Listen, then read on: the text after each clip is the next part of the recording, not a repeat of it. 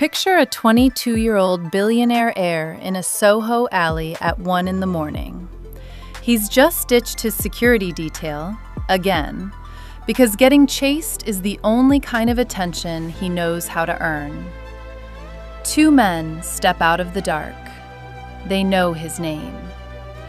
And then a shadow detaches from the mouth of the alley, 6'4", 240, covered in faded tactical tattoos, puts both men on the ground in under 10 seconds, and throws the heir over his shoulder like a piece of luggage. He doesn't ask if he's okay. He doesn't comfort him. He says 2 words: "Get in." Then he fires the entire security team and locks them both in a Tribeca penthouse. New rule: you don't do anything without my permission. That's page 1.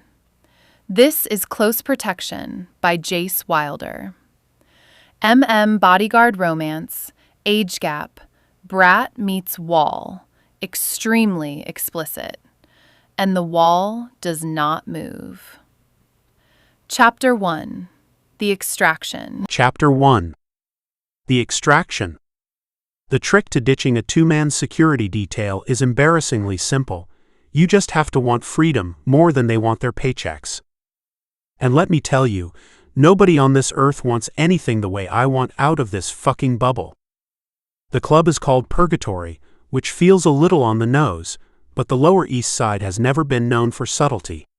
It's packed wall to wall, bodies grinding under strobes, bass so heavy I can feel it in my teeth, the air thick with sweat and cologne, and the particular desperation of a Saturday night in Manhattan. I'm 3 vodka sodas deep and moving through the crowd like water, slipping between shoulders and hips, letting the music swallow me. Somewhere behind me, Craig and Devon are losing their minds. I can picture it.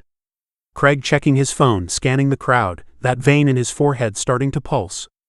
Devon doing a slow perimeter walk, trying to look casual, failing spectacularly because he's 6'1" and built like a refrigerator wearing a sport coat. They're fine at their jobs, adequate, competent, forgettable. Which is exactly the problem. They treat me like a package to be delivered. Check in at 8, check out at midnight, file the report, collect the direct deposit. They don't actually care where I go. They care about the paperwork if I don't come back. I find the kitchen entrance behind the DJ booth, a narrow corridor that smells like industrial cleaner and stale beer. A busboy glances up from his phone, and I give him the smile. The one that's gotten me out of every locked door, and into every bed I've ever wanted. He steps aside without a word. The service exit dumps me into a side alley off Ludlow Street. Cool air hits my face and I gulp it down, tipping my head back, letting the October chill prick at my skin through my unbuttoned silk shirt. My heart is hammering, not from fear, never from fear. From the rush. The electric thrill of being unmonitored, untracked, unseen. For about 90 seconds, I am not Nico Ashworth. I'm not the heir to a $14 billion tech empire. I'm not the tabloid fixture, the PR liability, the walking security headache. I'm just a 22-year-old standing in an alley in Soho, breathing free air. I pull out my phone and text Harlow a selfie, middle finger up, tongue out, the club's neon sign glowing behind me. Me, escaped again. B team is 0 for 7. Getting embarrassing. Her reply is instant. Harlow, one of these days you're going to ditch them and something bad is actually going to happen. Me, then maybe my father will finally pick up the phone himself instead of sending our. I shove the phone back in my pocket and start walking. No destination. That's the point. Just movement, just the sound of my own footsteps and the distant thump of bass fading behind me. I cut south toward a narrower cross street, hands in my pockets, head tipped back to watch the slivers of sky between buildings. This is the part nobody understands. They think I ditch security because I'm reckless. Because I'm spoiled. Because I get off on making people's lives difficult. And fine, maybe that last one is a little true. But the real reason is simpler and uglier, Being watched by people who don't give a shit about you is lonelier than being alone. At least when I'm alone, nobody's pretending. I'm 2 blocks south when the alley narrows. Soho does this, these little capillary streets between buildings that are barely wide enough for a delivery van, brick walls pressing in on both sides, fire escapes hanging overhead like rib cages. It's darker here. Quieter. The streetlight at the far end is out, which I register in the back of my brain as a data point and promptly ignore, because I am 22 and functionally immortal. Footsteps behind me.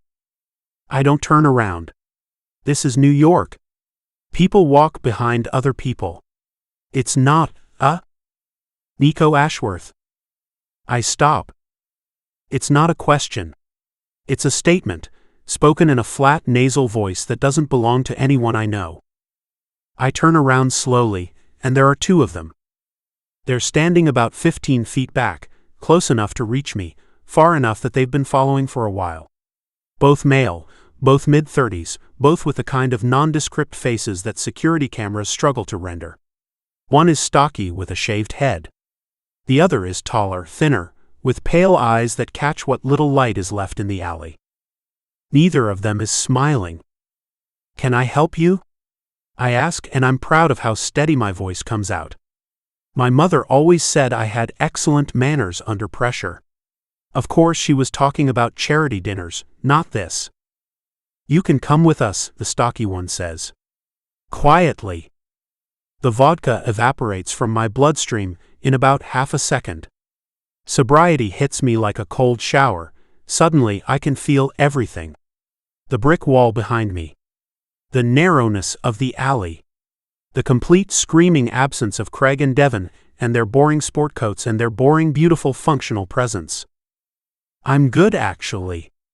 My voice is still steady. My hands are not. I shove them deeper in my pockets.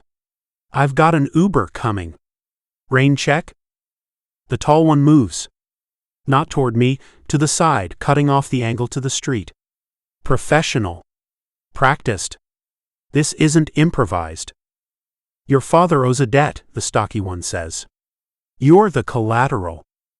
The fear arrives all at once, not a slow build but a detonation, white and total, flooding my chest like ice water. My legs go liquid. My throat locks.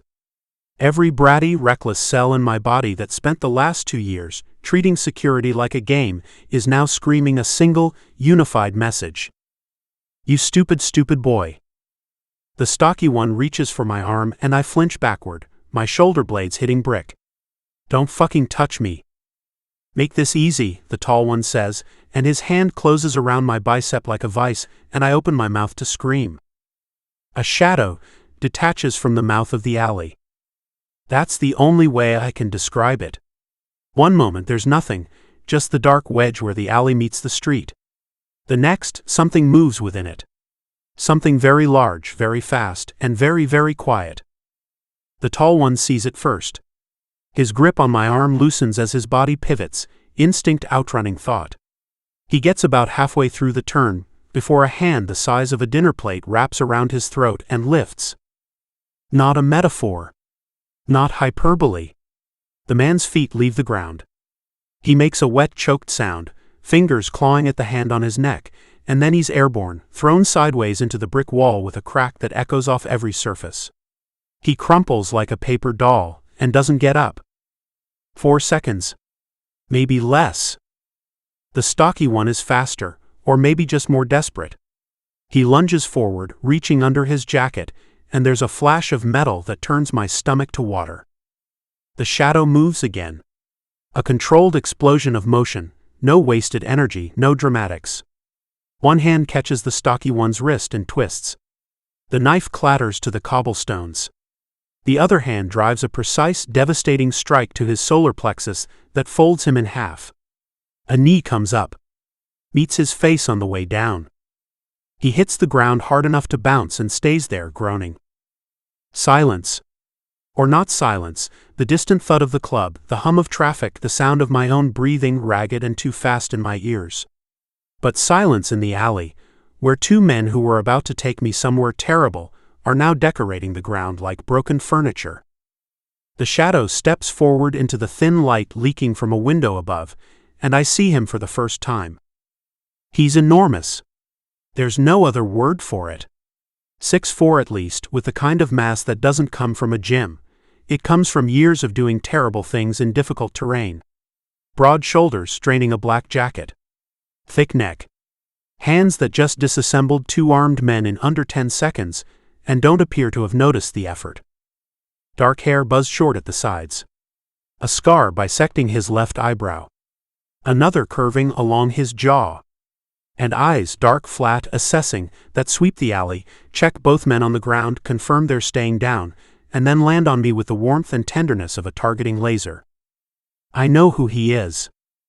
I've seen him exactly 3 times in my life, twice in my father's office, once at a shareholder event where he stood behind my father like a wall with a pulse.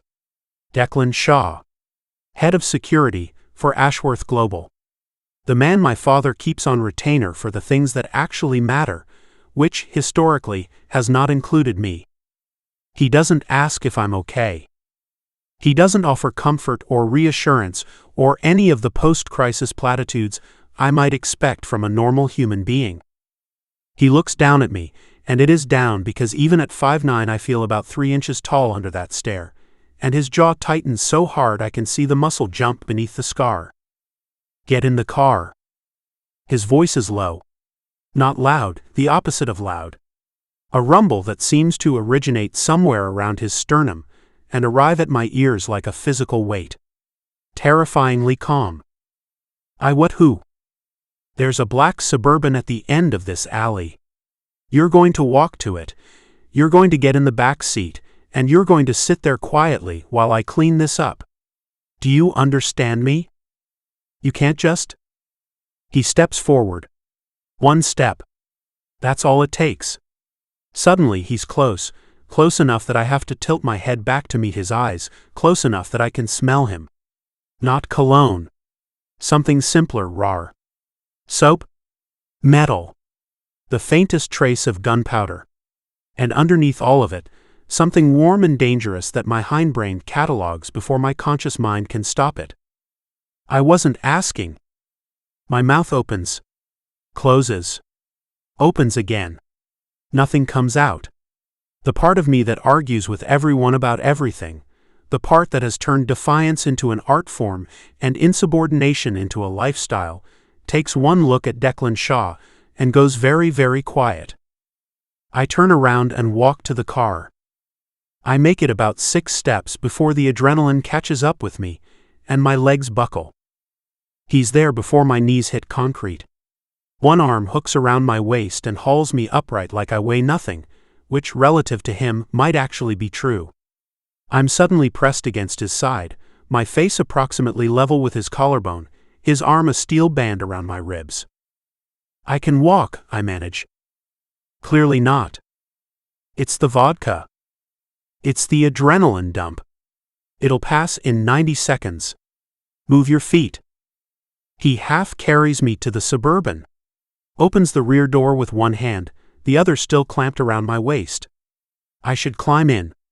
I should be cooperative and grateful, and all the things a normal person would be after just getting rescued from. I plant my hands on the doorframe and shove backward. I don't take orders from my father's employees. I'm airborne. He lifts me off the ground with approximately the same effort I'd use to pick up a throw pillow, pivots, and deposits me in the back seat. Not thrown, placed. Firmly, definitively, with a hand on the top of my head to keep me from cracking it on the doorframe. Like he's done this 1,000 times.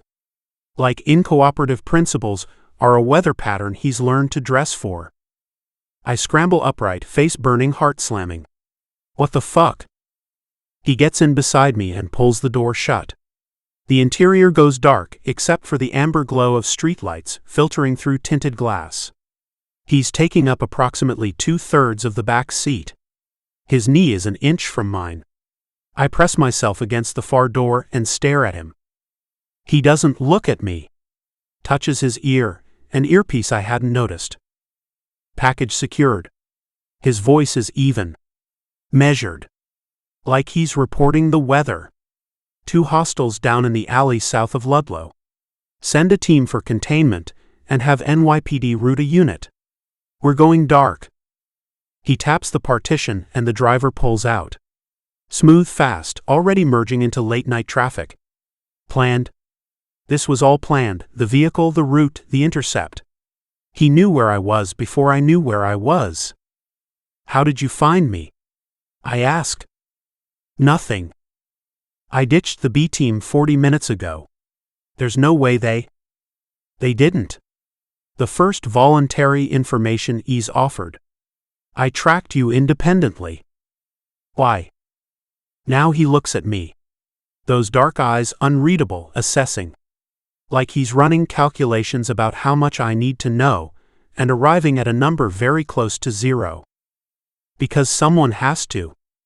The words land like a slap. Not because they're cruel, because they're true. Someone has to keep track of me, because I clearly won't do it myself, and the people paid to do it can't keep up. The silence stretches. The Suburban glides through lower Manhattan, and I become hyper-aware of the confined space, the leather seat beneath me, the tinted darkness, the sheer physical presence of the man beside me. He radiates heat like a furnace, and danger like a downed power line, and every time we hit a bump and his knee brushes mine, my nervous system does something it absolutely should not be doing given that I was almost kidnapped 12 minutes ago. I pull out my phone to text Harlow. My hands are shaking badly enough that autocorrect is working overtime. Something happened. I'm okay. Tell you tomorrow. I shove the phone away. Fold my arms. Try to project an attitude of unbothered indifference, and fail miserably because my teeth are chattering. A jacket lands in my lap. I look down. Black. Heavy. Warm from his body. It smells like him, that soap and metal scent with a dangerous undertow. I look up and he's facing forward, jacket less now, the black shirt underneath stretched across shoulders that could support a highway overpass. He doesn't say you're cold, or put it on or anything at all. He just stared straight ahead, like the jacket migrated to my lap of its own accord. I wrap it around myself. It's enormous. The sleeves would hang past my fingertips if I put my arms through them. The warmth seeps into me, his warmth transferred, and something in my chest clenches so hard it hurts. We ride the rest of the way in silence. When the Suburban pulls into the underground garage of my building, Declan is out first, scanning the space before he opens my door. He walks me to the private elevator, stands behind me as I enter the code, and follows me up to the penthouse without a word. The doors open. My apartment. Marble floors, floor-to-ceiling windows, the glittering sprawl of Tribeca at night, everything pristine and perfect and expensive and empty. Declan moves through it like he owns it. Room by room, closet by closet, checking sightlines and entry points with a practiced efficiency that makes it clear he's done this before, just never here. I stand in the foyer clutching his jacket and watching him work and trying to ignore the way my body is still humming at a frequency I don't recognize. He finishes his sweep and returns to me. Stops 3 feet away. Looks me over with that clinical, devastating assessment. Bruised wrist, he says. Scraped palm. No other visible injuries. I look down. He's right.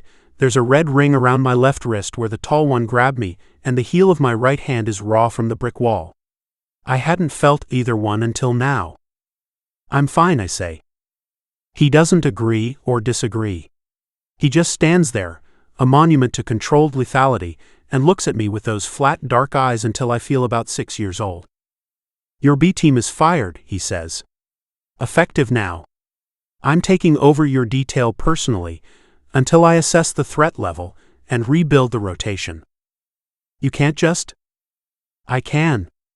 I have. I did. My father told me to handle it. A pause. Just long enough to sting. He didn't ask for your input, and neither am I. The words hit something raw. He didn't ask for your input. No. He never does.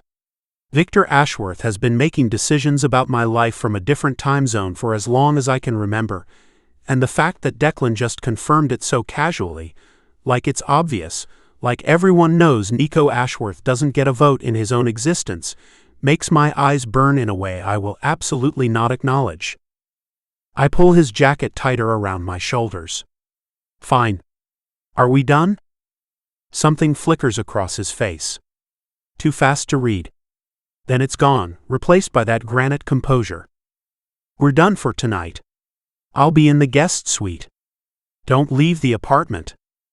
He turns and walks down the hall. I watch him go, watch the way he moves, silent for a man his size, controlled, predatory. The guest suite door closes with a soft click. I stand alone in my foyer for a long time. My wrist throbs. My palm stings. My heart is beating too fast, and I can't tell anymore if it's the adrenaline from the alley or the afterimage of dark eyes and scarred knuckles and a voice like a seismic event.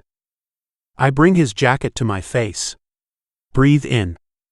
Soap. Metal. Warmth. Fuck. Chapter 2. Assessment. 3 things I know before the elevator doors open. 1. The 2 men in the alley were hired muscle, low skill, high confidence, the kind of contractors you pick up from a burner phone listing when you need bodies but don't care about outcomes. The stocky one had a folding knife, not a firearm. Amateur hour. Whoever sent them wanted leverage, not a body count. 2. Nico Ashworth ditched a 2-man detail that cost his father $400,000 a year by walking through a kitchen. A kitchen. Which means either Craig and Devon are criminally incompetent, or Nico is better at evasion than anyone has given him credit for. Having reviewed his file, I'm going with both. 3. The way he looked at me in the back of that Suburban, equal parts fury and something he didn't want me to see, is going to be a problem. I push that third observation into a locked compartment and focus on the first 2. The penthouse is a security nightmare. I identified that within 40 seconds of walking through the door, floor-to-ceiling windows, on 3 exposures, a single hardwired entry point supplemented by a service elevator with a 4-digit code that hasn't been changed in 18 months, and a terrace accessible from the master bedroom with a glass railing that wouldn't stop a determined 8-year-old, let alone an adult with a grappling hook. I clear every room. Bedroom, 2 guest suites, study, kitchen, 3 bathrooms, the walk-in closet that's larger than most apartments. Nico trails after me for the first 3 rooms, then gives up and stands in the foyer clutching my jacket like a life preserver. I catalog that too. File it. Move on. Bruised wrist, I tell him when I come back. Scraped palm. No other visible injuries. He looks down at his hands, like he's just discovered they're attached to his body. I'm fine. He's not fine. His pupils are still dilated, his respiration is elevated, and he's running a low-grade tremor through his shoulders that he's trying to hide by hunching into my jacket. Classic post-adrenal response. He'll crash in about 20 minutes, the shaking will get worse before it gets better, and then the exhaustion will hit him like a freight train. I don't tell him any of this. He's not my patient. He's my principal. I fire the B-team by text while he's still standing there. Craig responds with a string of excuses. Devon doesn't respond at all. I forward both threads to HR with a termination recommendation and CC Victor Ashworth's chief of staff. Done. 15 seconds of administrative work to end 2 careers that should have ended the first time this kid slipped a perimeter. Your B-team is fired, I tell him. Effective now. I'm taking over your detail personally until I assess the threat level and rebuild the rotation. The reaction is predictable. Defiance, his default mode, the emotional equivalent of a porcupine's quills. He argues. I shut it down. He invokes his father. I use his father's own words against him, which is efficient but unkind, and I watch the impact land in real time, a flinch behind his eyes, there and gone, buried under a layer of practiced indifference so smooth it would fool anyone who wasn't trained to look for micro-expressions. It doesn't fool me. I take the guest suite. Close the door. Stand in the dark for 45 seconds with my hand flat on the wall, running a breathing exercise I learned 17 years ago from a combat psychologist who told me that controlled respiration was the difference between a soldier and a casualty. Inhale 4. Hold 4. Exhale 4. Hold 4. The breathing exercise is not for the 2 men I put down in the alley. That was reflex. Muscle memory so deeply encoded it doesn't require conscious processing. I registered the threat, assessed the threat, neutralized the threat. The tall one outweighed me by 15 pounds but didn't know how to use it. The stocky one had a knife, and the training of someone who'd watched YouTube videos about knife fighting. Neither of them was getting within 3 feet of my principal. No. The breathing exercise is for the moment in the Suburban when Nico Ashworth wrapped himself in my jacket and looked up at me with those pale green eyes, and something in my chest, something I bricked over a long time ago, shifted. Inhale 4. Hold 4. Exhale 4. I don't do this. I don't register principles as anything other than coordinates to be protected. In 15 years of military service and 6 years of executive protection, I have never once confused the mission with the person. The principle is the asset. The asset has a threat profile, a movement pattern, a vulnerability matrix. You secure the asset. You don't wonder what the asset looks like when he's not terrified. You don't think about the way the asset's collarbones catch the light, or the way his fingers fidget with the rings on his right hand when he's anxious, or hold 4. Exhale 4. I unpack my go bag. Standard loadout, 2 changes of clothes, toiletry kit, encrypted laptop, 2 burner phones, a Sig Sauer P365 with 2 spare magazines, a fixed blade knife in a Kydex sheath, a compact med kit, and a leather folio containing the complete security dossier on Nico Ashworth. I open the dossier and start reading, even though I already know most of it. Ashworth Nicholas James. Age 22. Dob March 14th. Height 5 feet 9. Weight, approximately 155 pounds. Hair dark brown. Eyes green-gray. Distinguishing marks none. Mother, Elaine Ashworth, née Calloway. Deceased. Ovarian cancer. Nico was 11. Father, Victor Ashworth. CEO, Ashworth Global. Primary residence, Manhattan. Secondary residences, Singapore, London, Aspen. Average time spent in same city as his son per calendar year, approximately 41 days. 41 days. I read that number twice when I first reviewed the file. Not because it's unusual. I've protected principals whose parents lived on different continents and communicated exclusively through attorneys. But because of what it produces, a kid who grows up in a $30 million penthouse with round-the-clock staff and never once has anyone look him in the eye and say, "I'm here because I want to be, not because someone is paying me." The behavioral profile reads like a textbook. 3 boarding school expulsions between ages 13 and 16. Shoplifting charge at 17, dismissed obviously because Ashworths don't go to court. A string of nightclub incidents, paparazzi altercations, and social media provocations that keep the PR team in a permanent state of triage. And the security evasions, 7 successful perimeter breaches in the last 4 months alone, each one more creative than the last. He's been treating his protection detail like a game. Testing, probing, finding the weakness, exploiting it, and then waiting to see if anyone cares enough to respond. I close the dossier. He's not a difficult principal. He's a lonely one.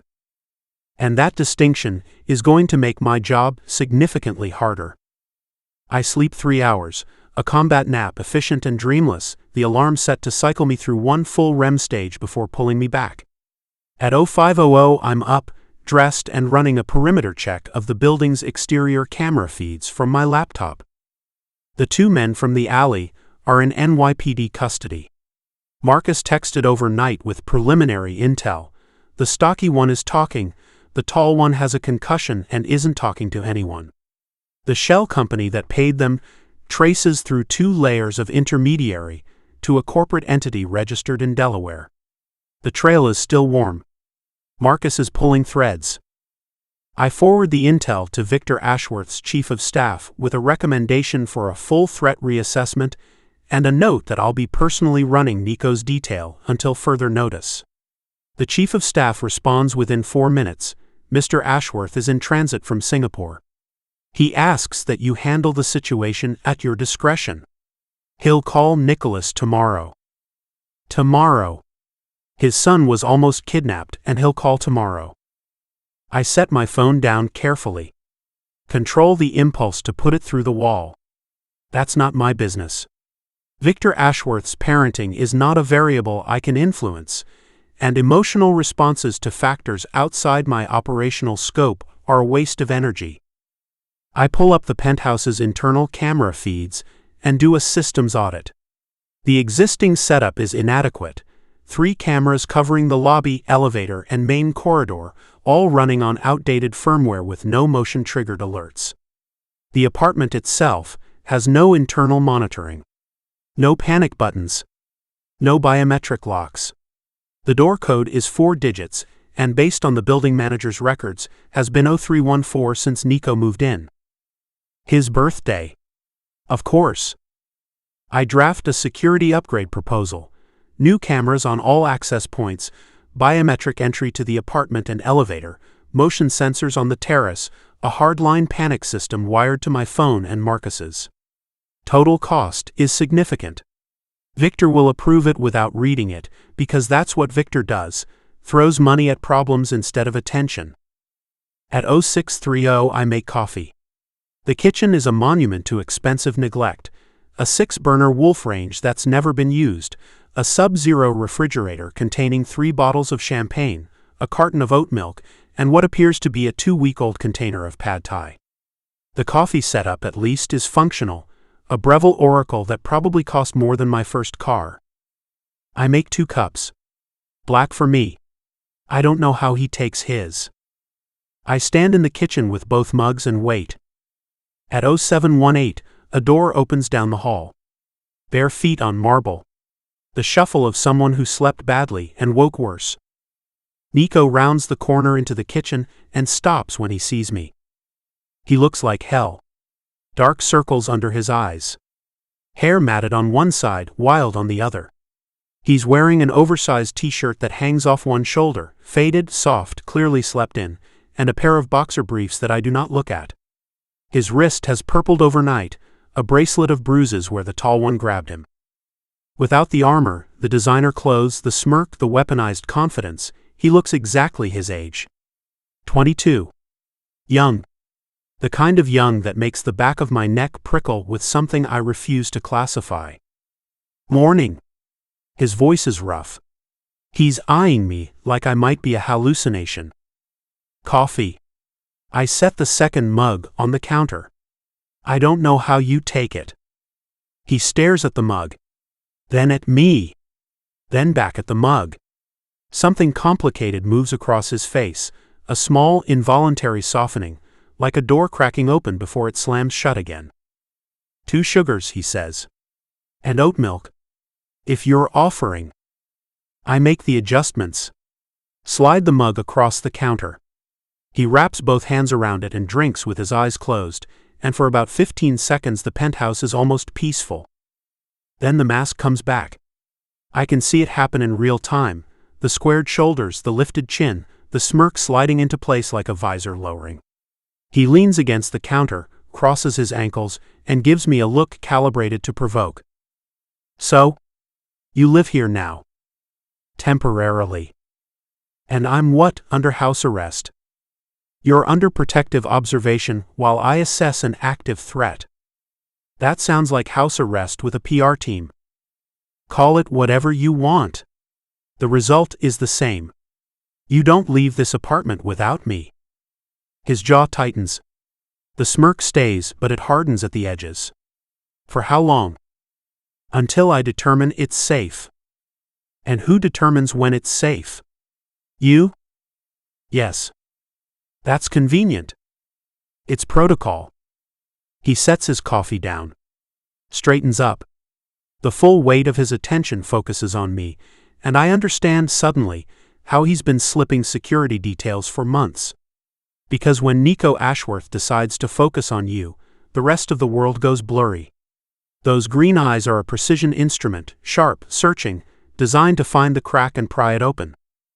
I know what you're doing, he says. You're not here because you care about my safety. You're here because my father told you to handle it, and I'm the it. You're babysitting. Don't dress it up. Accurate. Partially. The part that isn't accurate is the part I'm not going to examine. Your safety is my job, I say. Whether I care about it personally is irrelevant. Something flashes in his eyes. Fast. Raw. Gone before I can identify it, buried under that practiced smirk. Great. Well, if you need me, I'll be in my room being observed. He grabs his coffee and walks away. I watch him go, the rigid line of his shoulders, the barely perceptible hitch in his step where the adrenaline crash left his muscles sore. The oversized t-shirt rides up on one side, exposing a strip of skin at his hip, pale smooth, the subtle cut of an oblique muscle. I look away. I pour my coffee down the sink. I'm not thirsty anymore. By midday, I've completed the security upgrade specifications and begun the installation of temporary measures. Reinforced deadbolt on the front door, secondary locking mechanism on the service elevator, portable motion sensors on the terrace. I work methodically, letting the routine anchor me. Nico emerges from his room twice. The first time he showered and dressed, jeans, a cashmere sweater that probably cost more than my monthly retainer, the rings back on his fingers. The mask is fully operational. He saunters past me like I'm a piece of furniture, makes himself an elaborate iced coffee he doesn't need, and retreats. The second time, he stops in the living room doorway and watches me calibrate the terrace sensors. You know there's a building manager who could do that. The building manager doesn't have a security clearance or a threat assessment protocol. The building manager also doesn't carry a gun in my apartment. I glance over my shoulder. He's leaning against the doorframe with his arms crossed, watching me with an expression I can't quite parse, somewhere between hostile curiosity and something warmer that he's working hard to suppress. The gun bothers you. It doesn't not bother me. I can conceal it if you prefer. But it stays. And if I tell you to leave? I straighten up. Face him fully. He holds my gaze for approximately 4 seconds before his eyes dart away, down to the left, back to my face with visible effort. Then I'll station myself in the hallway. Or the lobby. Or the building across the street. The location changes. The protection doesn't. He stares at me. The combative energy drains out of him in increments, shoulders dropping, arms loosening, that practiced hardness around his mouth softening into something that looks dangerously close to confusion. Why, he asks. And the bratty veneer is gone, just for a second. What's underneath is a genuine question from someone who has never had a satisfactory answer. Why does it matter this much to you? I'm just another name on a contract. The honest answer is complicated. The professional answer is simple. I give him the professional answer. Because it's my job. And I don't fail at my job. He nods. Slowly. The mask slides back into place, but it's thinner now. I can see the outline of what's underneath. Must be nice, he says quietly. Having something you don't fail at. He walks back to his room. The door closes. I stand on the terrace with a motion sensor in my hand and realize I've been holding my breath. I call Marcus at 1-600. How's the babysitting gig? I need you to run a deep background on the shell company from the alley incident. Go past the Delaware registration, pull the beneficial ownership records, cross-reference any connections to Ashworth Global, current or former employees. And pull Nico Ashworth's full digital footprint for the last 6 months. Social media, location data, public appearances. That's a lot of digging for what you described as a low sophistication grab. The grab was low sophistication. The targeting wasn't. They knew his name. They knew his routine. Someone did homework. Copy.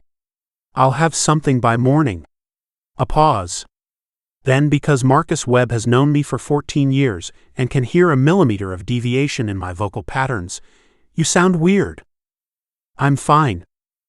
You sound like the time in Fallujah when you ate that goat and it turned out the goat was.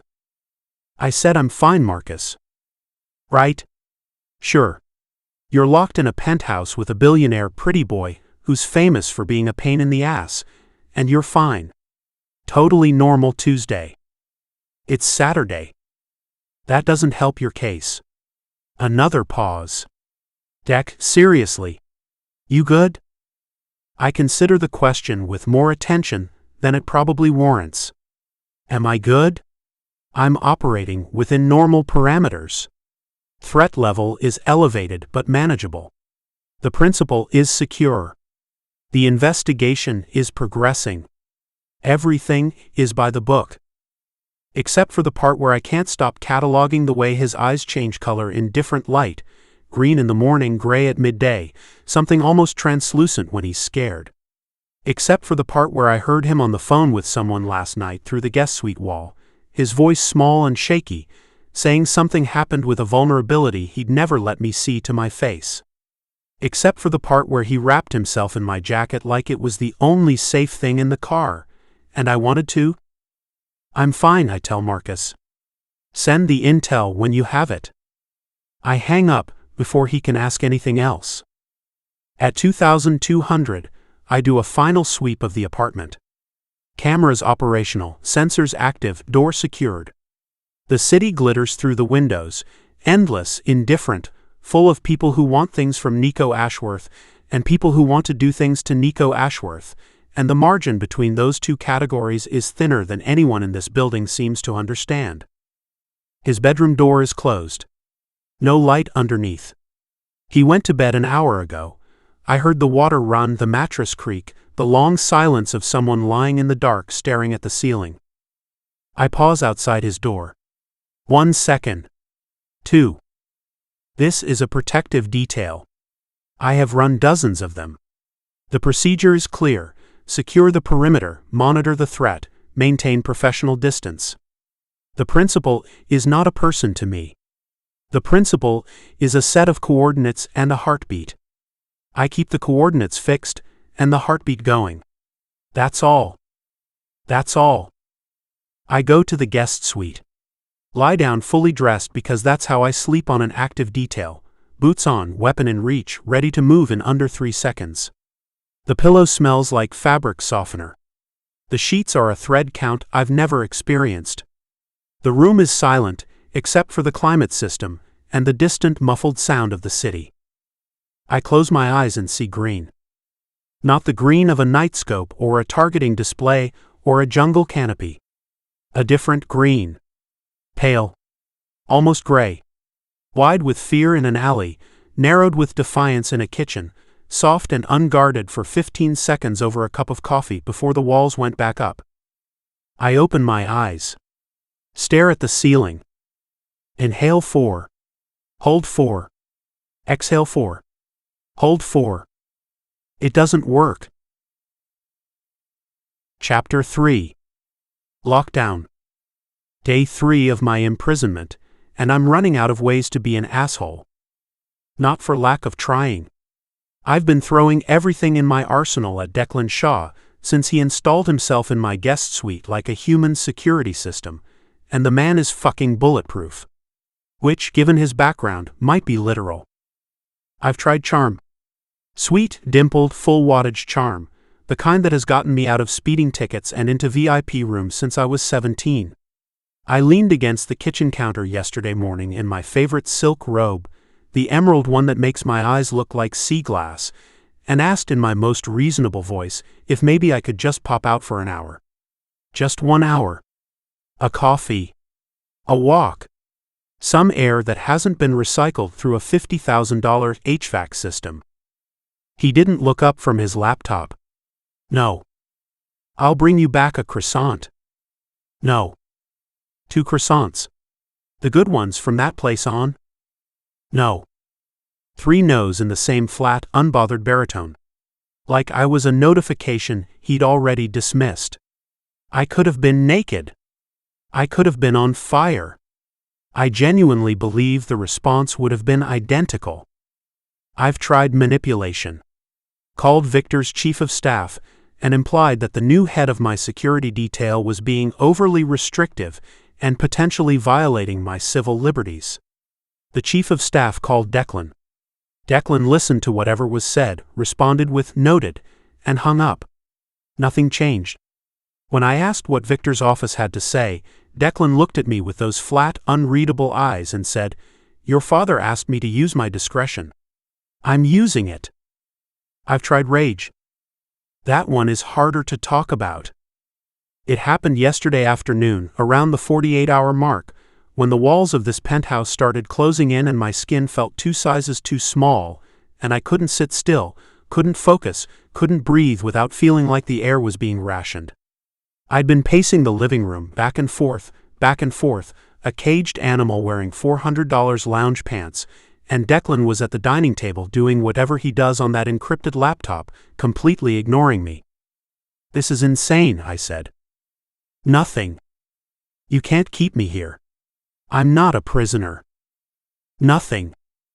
I have a life, you know. I have friends. I have places to be. You have a credible threat against your safety and a documented pattern of compromising your own security." He didn't look up. His fingers kept moving on the keyboard. "Until both of those things change, you're here." Something snapped. Not dramatically, not a clean break, but a messy, fraying rupture, like a rope that's been holding too much weight for too long. I grabbed the nearest object, a crystal tumbler from the bar cart, Waterford, probably worth more than Declan's monthly salary, and hurled it at the wall. It shattered spectacularly. Glass everywhere, catching the light as it scattered across the marble floor like a handful of diamonds thrown in rage. The sound was deeply, viscerally satisfying, a sharp, percussive crack that broke the suffocating silence of this apartment and made the air taste like adrenaline. Declan looked up. Not startled. Not angry.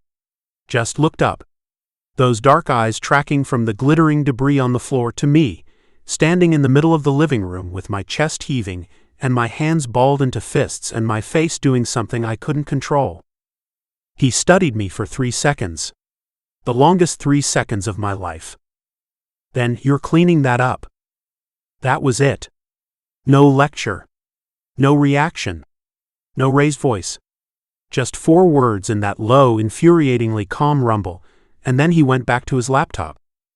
I stood there vibrating with impotent fury for a full minute before I got the dustpan. So that brings us to today. Day 3. I've burned through charm, manipulation, and rage, and Declan Shaw has absorbed all of it with the emotional engagement of a concrete barrier. It's making me insane. Not the lockdown, or not just the lockdown. It's him. The immovable fact of him. The way he fills every room he enters without even trying, his body a constant gravitational presence that warps the space around it.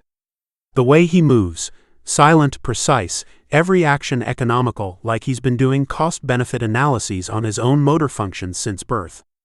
The way he smells, which I should not know as intimately as I do, but I slept in his jacket that first night, and the scent imprinted on some lizard brain level that I can't scrub clean. I've been hyper-aware of him for 72 hours, and it's becoming a medical issue. He has routines. I've memorized them because there's nothing else to do, and also because I'm apparently developing a fixation. He wakes at 5, I know because I hear his door open, soft footsteps, the kitchen faucet. By the time I emerge at 7-something, he's already done a full perimeter check, reviewed camera feeds, communicated with his second-in-command, and made coffee. Always 2 cups. Always 1 left on the counter for me. He never asks how I slept or says good morning. Just the coffee waiting. Present tense of a verb he won't conjugate. He works out at some point. I haven't witnessed it, but the evidence is circumstantial and damning. He emerged from his suite yesterday, in a black t-shirt with sweat still drying at his collar, the fabric clinging to his chest and shoulders in a way that should be classified as an aggressive act. I was eating cereal at the kitchen island and choked on a Cheerio. He walked past without comment. He showers at variable times, unpredictable, because he's the kind of man who builds randomness into his personal schedule to prevent pattern analysis. But I hear the water run, and I can track the 17 to 22 minutes he's behind that door, and I absolutely do not think about what he looks like in there. The water running over those shoulders. The tattoos disappearing under steam. The scar on his jaw catching the light. Soap tracing paths down. I don't think about it. I think about it constantly. It's late afternoon when I make my last play. I've been in my room for hours, staring at the ceiling, scrolling through my phone with dead eyes. Harlow has been texting, she knows something happened, but I've been vague. Security thing. Locked down at the penthouse. New bodyguard. He's intense. She responded with 7 question marks and a voice memo I haven't listened to yet. I can hear Declan in the living room. The quiet tap of his laptop. Occasionally the low murmur of a phone call, fragments of words I can't quite make out. Perimeter. Asset. Sweep. The language of his world, precise and mechanical. I wonder if he ever talks about anything else. I wonder what his voice sounds like when it's not giving orders. I get up. Check myself in the mirror. I look like shit. 3 days of house arrest haven't been kind to my complexion, and there are shadows under my eyes from sleeping badly. I run my fingers through my hair, pinch some color into my cheeks, and put on the expression I wear like armor. I find him at the dining table. Laptop open, phone beside it, a glass of water. He never drinks anything else during operational hours, I've noticed, because I notice everything about him now, because I am losing my entire mind. He's in a black Henley pushed up to his elbows, and the tattoos on his forearms are on full display. Faded ink, military insignia, a string of coordinates I can't read from this angle, and a line of Arabic script along the inside of his left wrist that I want to trace with my fingertip. I lean against the door frame. Cross my arms. Project casual. I'm going out. He doesn't look up. No. I'm not asking permission. I'm informing you. And I'm informing you that every exit from this apartment is secured with systems that require my biometric authorization to disengage. So unless you've developed the ability to replicate my fingerprints, you're not going anywhere. My jaw clenches. That's false imprisonment. That's close protection. He still hasn't looked up. His fingers are still moving on the keyboard. The casualness of his dismissal is gasoline on the fire that's been building in my chest for 3 days. You know, most people at least pretend to listen when I'm talking to them. I'm listening. You want to go out? The answer is no. We've covered this. We haven't covered anything. You've issued decrees, and I've been expected to follow them like a good little? Like a person with a credible threat against his life, who has a documented history of making catastrophically bad decisions about his own safety? Yes. Exactly like that. The words land like a backhand. Not because they're wrong, because they're right.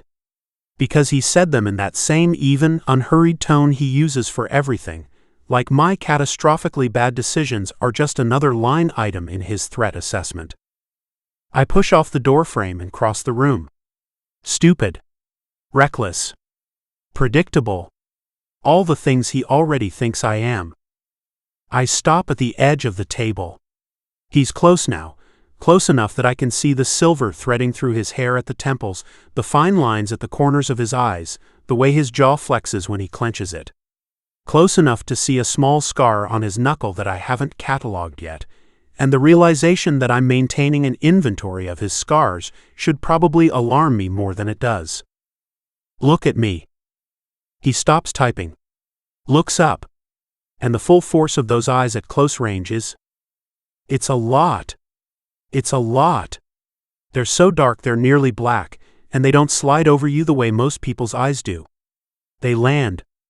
They fix on you with a weight and precision that makes you feel like you've been pinned to a board and labeled. There, I say. My voice comes out breathier than I intended. Was that so hard? He doesn't blink. Doesn't respond. Just looks at me with that terrifyingly calm assessment, and I can feel him cataloging my elevated pulse, my dilated pupils, the flush climbing my throat. He sees all of it. He misses nothing. What do you actually want, Nico? The question is so direct it short-circuits me. Nobody asks me what I actually want. They ask me what I need, a therapist rehab structure. They ask me what I'm doing, acting out, making a scene, being difficult. They ask me what my father would think. Who cares, who cares, who cares? But what I want to leave this apartment. That's what you're asking for. I asked what you want. I stare at him. The distinction shouldn't make sense, but it does, immediately and completely, and the understanding hits me like a physical blow. He's not asking about the lockdown. He's asking about the thing underneath the lockdown, the thing underneath all of it. The restlessness, the defiance, the 3 days of escalating provocation. The thrown glass, the bratty comebacks, the silk robe performance. What do I actually want? I want someone to give a shit. I want someone to see through the performance and still be standing there when it's over. I want to stop running tests that nobody passes. I want him to look at me like that forever. I want to not be alone, I say, and I don't mean to say it, and the honesty of it strips something away that I can't put back. Declan's expression doesn't change. Not visibly. But something behind his eyes shifts, a tectonic movement deep and slow. He looks at me for a long time. Long enough that the silence stops being confrontational and becomes something else. Something warm and dangerous, and terrifyingly close to understanding. Then he closes his laptop. Stands up. The height difference hits me fresh every time. I'm not short.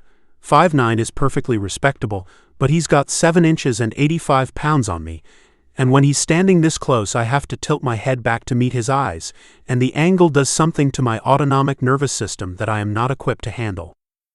You're not alone, he says. Low. Quiet. Not gentle. Declan Shaw doesn't do gentle. But something adjacent to it. Something that comes from the same zip code. I'm right here. Because my father pays you to be. Your father pays me to keep you alive. Standing in your kitchen at 4 in the afternoon, telling you you're not alone, is not in the job description. I don't have a response to that. My mouth opens and nothing comes out, and I'm standing there looking up at him like an idiot, while my eyes sting and my chest aches and every defense mechanism I've spent the last decade perfecting fails simultaneously. I do the only thing I can think of. The thing that's been coiling inside me for 3 days, tighter and tighter, demanding release. I walk to the front door, put my hand on the knob and open it. He's on me in 2 strides. His hand hits the door above my head, crack, shoving it shut with enough force to rattle the frame. I'm caught. My back against the door, his arm a barricade over my head, his body a wall in front of me. He's not touching me, not exactly, but the absence of contact is almost worse. I can feel his heat through the inch of air between us. Can smell him, the soap, the clean sweat, the skin-warm scent underneath that's been colonizing my hindbrain for 3 days. His chest is rising and falling. Just barely faster than normal. The only crack in the facade, the only sign that this is costing him anything at all. His face is above mine, close enough that I can see each individual eyelash, the exact line where the scar bisects his brow, the nearly imperceptible dilation of his pupils. Go. Back. Inside. Each word a controlled detonation, delivered at a volume just above a whisper. My back is flat against the door. His arm is braced above me. And I am absolutely catastrophically hard. It hits me like a sucker punch, the rush of blood, the tightening in my gut, the sudden overwhelming awareness of every nerve ending in my body. I'm wearing thin lounge pants and there is no concealing this. No chance. It's right there between us, obvious and damning, and if he drops his gaze even a fraction of an inch. He doesn't. His eyes stay locked on mine. But something changes in them. A darkening. A focus. Like a scope adjusting. He knows. He doesn't have to look. He knows. The air between us ignites. Not metaphorically. I can feel the temperature change, feel the charge build like static before a storm. My lips part. My breathing has gone shallow and fast and I can't control it, can't control any of it, and I don't know if I want to. Declan. His name comes out wrecked. Ruined. A sound I've never made before, half plea, half confession, all surrender. Something in his jaw tightens. His knuckles flex against the door above my head. For one incandescent second I see it, the crack in the wall. The thing he's holding back with every ounce of that terrifying discipline. Then he pushes off the door. Steps back. The cold air rushes into the space his body occupied, and I nearly buckle. Go to your room. His voice is rough. Rougher than I've ever heard it, the rumble frayed at the edges, catching on something he's trying to swallow. Now. I don't argue. I can't. My brain has been replaced by white noise, and my legs are operating on some emergency autopilot that has nothing to do with higher cognition.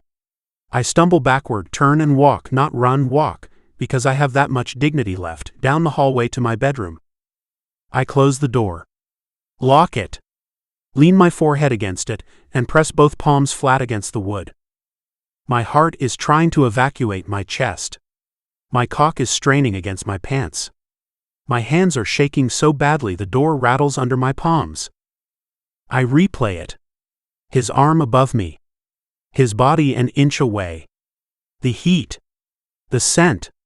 His name in my mouth, and the way his eyes went dark when he heard it. He wanted me. I felt it. Not physically. He's too controlled for that, too disciplined to let his body betray him that obviously. But in the air between us, in the electric tension of that held distance, in the way his voice cracked on now. He wanted me, and he stopped himself, and the stopping cost him something. I sink to the floor with my back against the door. Pull my knees up. Press my forehead against them and breathe. 3 days ago, I was running from my security detail for the thrill of it. Running because the chase was the only time anyone paid attention. Running because negative attention was the only currency I knew how to earn. I don't want to run anymore. I want to stay right here, in this penthouse with a man who pushes my back against a door and calls it protocol. Who makes me coffee without asking how I slept. Who tells me I'm not alone, in a voice like gravel over bedrock, and means it in a way that terrifies me. I am in so much trouble. I pull out my phone. Call Harlow. She picks up on the first ring. Finally. I've been dying. What is happening? I'm locked in my penthouse with a new bodyguard. I know, you told me that. What's the security thing? Are you in danger? Probably not anymore. He's handling it. He. Tell me about he. I close my eyes. Press the phone harder against my ear. He's fucking terrifying, Har. He's 6'4" and covered in tattoos and he barely talks, and when he does it's in this voice like the earth is clearing its throat. He pinned a door shut over my head tonight and told me to go to my room and I stop. Swallow. You what? I almost came in my pants. Dead silence. Then oh my God. I know. Nico. I know. How old is he? I don't know. 40? 40-ish? Your father's head of security. Who is 40? And enormous. And terrifying. When you say it like that it sounds like every bad decision you've ever made rolled into one incredibly hot package. Pause. Is he hot? Harlow. He's the most attractive person I've ever seen in my life, and I once sat next to Chris Hemsworth at a charity dinner. Better than Hemsworth. Hemsworth wishes. This man could crack a walnut with his jaw. He has a scar on his face that makes me want to lick it. His forearms look like they were designed by someone who hates me personally. And he pinned a door shut. Over your head. With one hand. A long exhale. Okay. I need to sit down. I'm sitting down. There's nothing happening, I say quickly. He's a professional. He barely looks at me. He speaks in monosyllables, and his primary emotional state is granite. This is entirely one-sided and pathetic, and I'm aware of that. Nico. What? Is he good to you? The question catches me off guard. Not is he hot or what's his deal or are you being stupid? Is he good to you? Such a simple question, and it craters me. He makes me coffee every morning, I say. My voice has gone small. He doesn't know how I take it, so the first day it was black, and I told him 2 sugars and oat milk, and every day since then it's been perfect. He doesn't ask me about it. It's just there. Oh, honey. I don't know what's wrong with me. Nothing is wrong with you. You've been starving and someone put food on the table. Of course you can't look away. My eyes sting. I press my forehead harder into my knees. He's my bodyguard, heir. He's here because it's his job. Maybe. But the coffee isn't his job. I don't answer. Can't. Be careful, she says. Soft. Serious. The voice she uses when she's done being my best friend and has stepped into the role of the only person on earth who genuinely worries about my heart. But also, don't be too careful. Okay? I nod even though she can't see me. Okay. After I hang up, I sit on my bedroom floor for a long time, listening to the silence of the penthouse.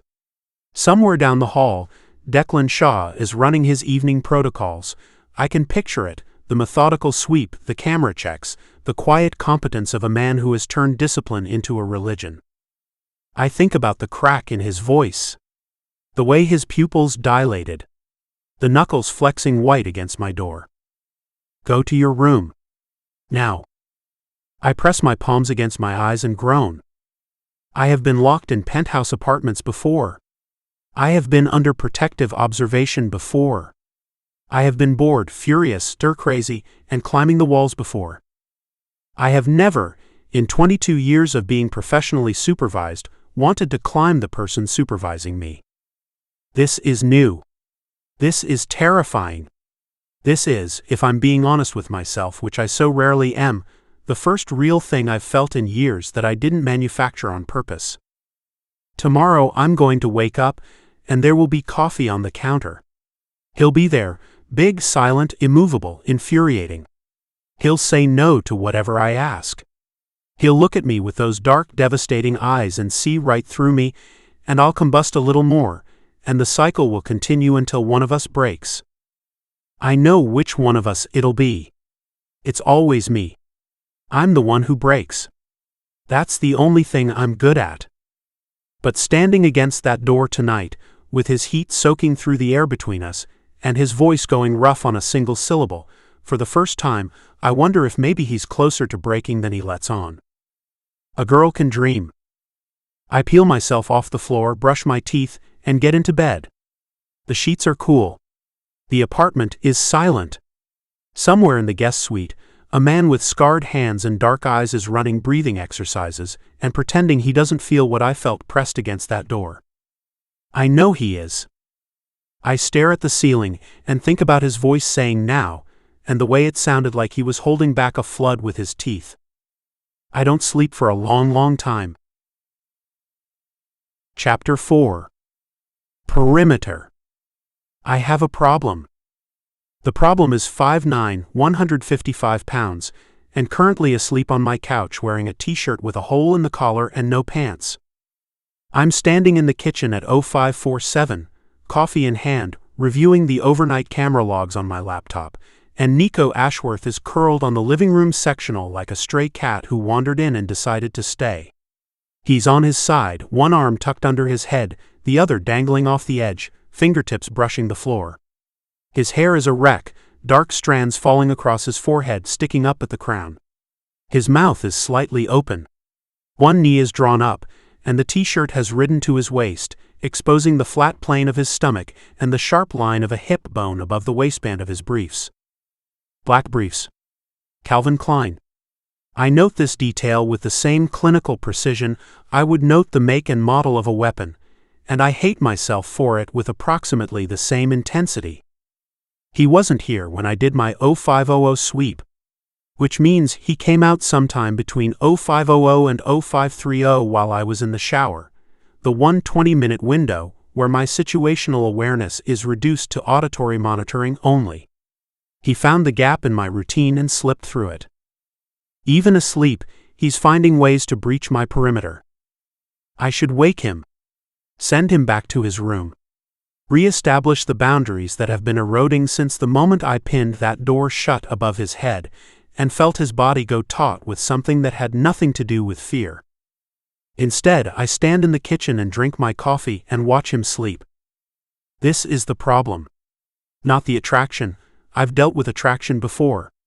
Physical responses are biological signals, manageable through the same disciplinary framework I apply to hunger, fatigue, and pain. The problem is what happens to his face when the mask is off. The way his features relax into something open and unguarded. The slight furrow between his brows even in sleep, like some part of him is always braced for impact. The vulnerability of his exposed throat, the pulse beating visibly in the hollow below his jaw. He looks young. He looks hurt. And something in me, something that predates my training, something wired into whatever's left of my humanity after 15 years of learning to take people apart, wants to stand between him and everything that put that furrow there. Professional distance. Operational objectivity. I pour a second cup of coffee. 2 sugars. Oat milk. Set it on the end table beside his head, where he'll find it when he wakes. Then I take my laptop to the dining table and get to work, because discipline is the only thing standing between me and a catastrophically bad decision. Marcus calls at 0800. I take it in the guest suite with the door closed. Got your intel. The shell company behind the alley grab, Vertex Strategic Partners, traces through a Delaware LLC to a holding entity in the Caymans. Dead end on paper. But I pulled transaction records, and there's a wire transfer 6 weeks ago from a personal account belonging to one Zane Richter. I sit down on the edge of the bed. Go. Richter, Zane Michael? 34. Former network security engineer at Ashworth Global. Employed for 3 years, terminated 7 months ago, following a data breach that cost the company approximately $40 million. Internal investigation pinned it on Richter's team. Richter maintained he was scapegoated, claimed the vulnerability was systemic, that management knew about it, that the breach was inevitable, and they needed a fall guy. Was he right? Hard to say. Ashworth Global's internal security audit wasn't exactly transparent. But Richter filed a wrongful termination suit that got settled out of court, non-disclosure, modest payout. The kind of deal you offer when you want someone to go away quietly. He didn't go away quietly. No, he did not. After the settlement, his digital footprint gets interesting. Forum posts on corporate whistleblower sites, increasingly agitated. He starts posting about the Ashworth family specifically, Victor first, then Nico. The posts about Nico are focused. Define focused. He's been tracking Nico's public appearances. Screenshots of Instagram posts. Photos from events, not taken by press, taken from public spaces at angles consistent with personal surveillance. He's built a timeline of Nico's movements over the last 4 months. Clubs, restaurants, charity events. It's methodical. My hand tightens on the phone. Threat assessment. Medium, high, and escalating. He's not a physical operator. no military background, no combat training, no weapons purchases on record. But he's smart, he's patient, and he's angry at the right people. The alley grab was his first use of outsourced muscle. If that was his opening bid, the next move will be more sophisticated. Or more desperate. Also a possibility. Deck, this guy sees Nico as a proxy for Victor. He can't get to the father, so? He goes after the son. I close my eyes. Run the threat matrix. What's his current location? Last confirmed, a rental apartment in Astoria, Queens. Active as of 3 days ago. I've got passive monitoring on his known digital accounts, but if he goes dark, we'll lose him. Put a physical surveillance team on the apartment. 2-man, rotating 12-hour shifts. I want to know when he leaves, where he goes, who he talks to. That's going to eat budget. Bill it to Ashworth Global. Victor can afford it. Copy. Anything else? I hesitate. The next question is relevant to the threat assessment. It's also relevant to the problem I've been avoiding since 0547. Nico's psychological profile. The file mentions behavioral patterns, attention-seeking, boundary testing, authority provocation. Is there a clinical assessment on record? Checking. Keys clicking. No formal psych eval. His father's office blocked a court-ordered assessment during the shoplifting incident, claimed it was unnecessary given the charges were dismissed. There are notes from 2 different boarding schools recommending therapy for attachment disruption and conduct disorder, unspecified. Neither recommendation was followed up on. Attachment disruption. There it is. The clinical language for what I've been observing for 4 days. A kid who learned early that the only reliable way to get a response from the people who were supposed to care about him was to make himself impossible to ignore. Negative attention as a substitute for the real thing. Boundary testing not as defiance, but as a desperate, repetitive experiment. Will you still be here if I do this? What about this? What about now? I've seen it before. In soldiers who grew up in chaotic homes. In teenage recruits who picked fights with NCOs because getting screamed at was better than being invisible. The pattern is always the same. Escalate until someone responds, then escalate further to test whether the response is real. The thrown glass. The silk robe. The hand on the door. He's not trying to escape the penthouse. He's testing whether I'll keep showing up. Deck? You still there? Yeah. I clear my throat. Keep the surveillance on Richter. I want daily briefings, 0800 and 2000. If his pattern changes, I want to know immediately. Roger that. Pause. How's the principal? Contained. That's not what I asked. That's what I'm answering. Marcus is quiet for a moment. I can hear him choosing his words, which is unusual. Marcus generally deploys words the way he deploys ordnance, without excessive deliberation. Listen. I've known you for 14 years. I was with you in Kandahar. I was with you in Mosul. I was with you after Fallujah, when you didn't talk for 6 weeks, and I had to physically drag you to the psych eval. I have never heard you sound the way you sound right now. And how do I sound? Like something got past your guard. The silence between us fills with everything I'm not saying. Marcus waits. He's good at waiting, one of the few people in my life who understands that silence isn't absence, it's processing. The principle, I say carefully, is more complicated than the file suggests. Complicated how? He's not a behavioral problem. He's a trauma response walking around in designer clothes. Everything in the file, the acting out, the evasions, the provocation, it's not defiance. It's a distress signal. He's been sending it for years and nobody's been reading it. And you're reading it. It's my job to assess the principal's psychological state as part of the... Deck, cut the shit. Are you catching feelings for the guy? I should deny it. Cleanly, immediately, without hesitation. That's what operational security demands. That's what professionalism requires. That's what every protocol I've built my post-military career on dictates. I'm managing the situation, I say. Marcus exhales. Long, slow, the kind of breath you let out when you've confirmed a suspicion you were hoping was wrong. Okay. Managing. Sure. Just be careful. Not for the reasons you think. I know you can handle yourself. I'm worried about him. If he's as damaged as you're describing, the last thing he needs is someone who's going to get close and then pull back because of professional ethics. I'm not getting close. You learned how he takes his coffee. I hang up. Nico is awake when I come out of the guest suite. He's sitting up on the couch, legs folded under him, both hands wrapped around the coffee I left him. His eyes are sleep-soft and unfocused, his hair a disaster, and the t-shirt has slid off one shoulder, exposing a ridge of collarbone that catches the morning light like the edge of a blade. He looks up at me. Blinks. Something tentative moves across his face, not the mask, not the smirk. Something younger and more fragile. He lifts the coffee mug an inch in acknowledgement. Thanks, he says. Quiet. Almost shy. I nod.